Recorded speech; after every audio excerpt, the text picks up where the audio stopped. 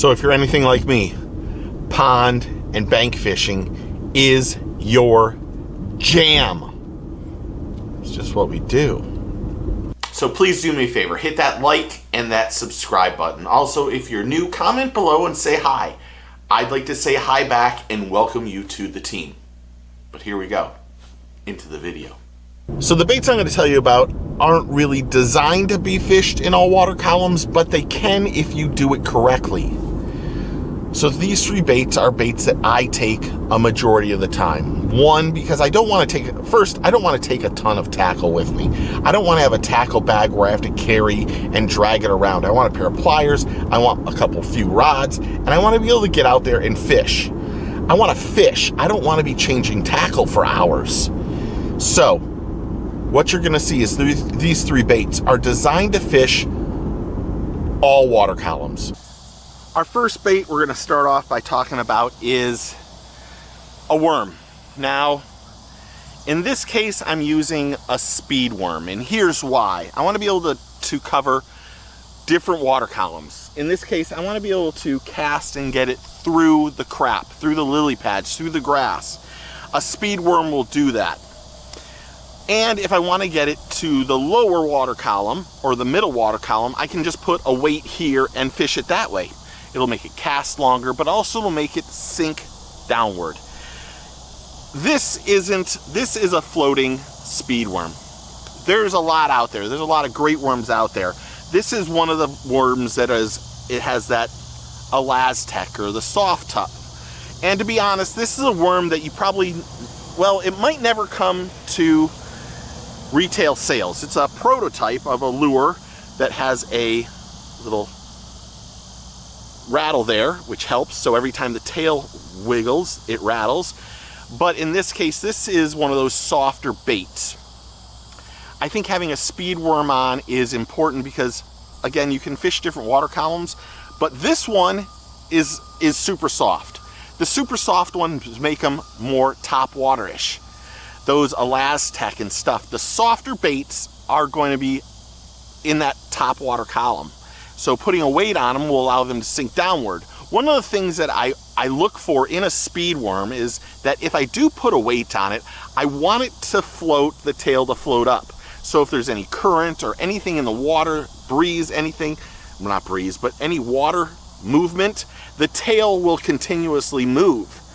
That's very important when you're bank fishing because this bait will allow me to go through all that crap. And if I put a weight on it, it'll let me get to the bottom too. So there's my first one, a speed worm. So the second bait I want to talk about is a bait that I can use to imitate a forage fish. And in that case, I'm bringing a fluke with me. A fluke can be fished on the top.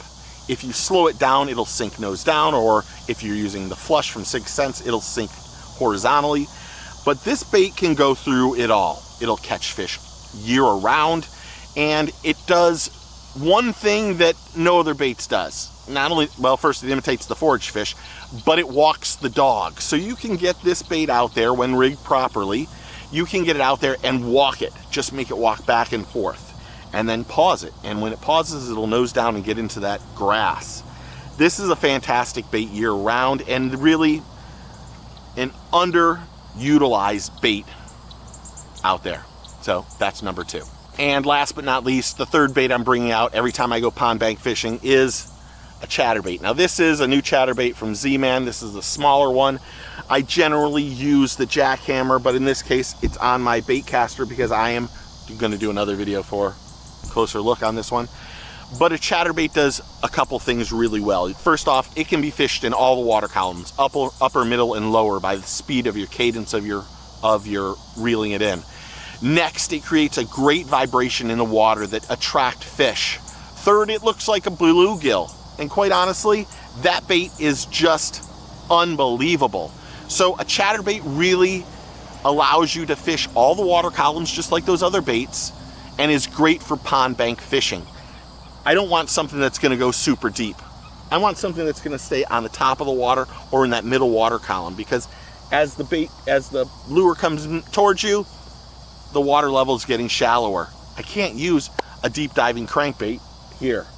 Not to mention, in these cases, most of these stuff I try to make them as weedless as possible. Grass is in this lake and in most ponds all around. Finding the grass is essential for that worm or that fluke, because if you find the grass, you can pause it in there, and bass will ambush that bait. So there you have it. 3 baits I think you should be using when you go pond bank fishing. If you like this kind of content, make sure you hit the like and subscribe button. Also, comment below and tell me what you think. Remember, take a kid fishing, get your fish on, damn these gnats. We'll see y'all soon. Cheers.